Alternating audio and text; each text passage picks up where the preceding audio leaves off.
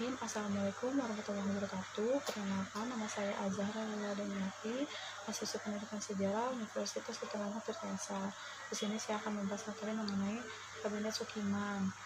Langsung saja ke pembahasan awal, yaitu latar belakang Sukiman menuju Sanjojo. Lalu ada awal pemerintahan dan program Kabinet Sukiman, lalu ada hubungan politik dan ekonomi Kabinet Sukiman, lalu ada pencapaian dan kendala masa Kabinet Sukiman, dan yang terakhir jatuhnya Kabinet Sukiman. Langsung saja ke pembahasan awal, yaitu latar belakang Sukiman Nurjo Sanjojo. Sukiman Nurjo Sanjojo merupakan salah satu tokoh politik dan pejuang kemerdekaan Indonesia yang juga dikenal sebagai tokoh Masyumi, Majelis Syuro Muslimin Indonesia. Lahir di Sewu, Solo pada tahun 1898 dari keluarga yang taat beragama.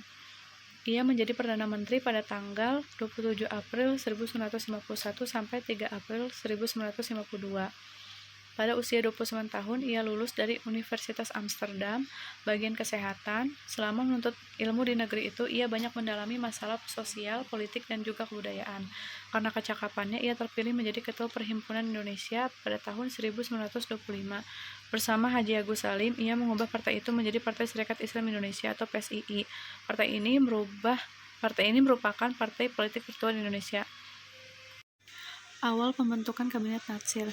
Awal terbentuknya Kabinet Natsir, Presiden Soekarno menunjuk Sidik Jojo Sukartop dari PNI dan Sukiman Nurjo Sanjojo dari Masyumi sebagai formatur dan berhasil membentuk Kabinet Koalisi dari Masyumi dan PNI. Kabinet ini terkenal dengan nama Kabinet Sukiman dari Masyumi dan Suwirjo dari PNI, yang dipimpin oleh Sukiman pada tanggal 27 April 1951.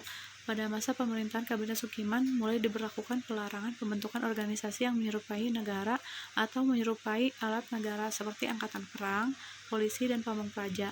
Pemerintahan beralasan apabila organisasi-organisasi tersebut berkembang dan akan menimbulkan kekacauan di mana-mana, dan pemerintah menyebut pembentukan organisasi itu sebagai negara di dalam negara.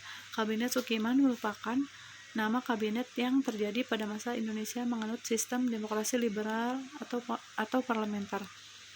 Program kerja Kabinet Sukiman ini sebenarnya hanya melanjutkan dari program kerja Kabinet Natsir saja. Hanya saja pada Kabinet Sukiman terjadi perubahan skala prioritas dalam pelaksanaan program. Adapun cukup sekian materi yang dapat saya sampaikan mengenai Kabinet Sukiman. Kurang dan lebihnya mohon maaf. Wassalamualaikum warahmatullahi wabarakatuh.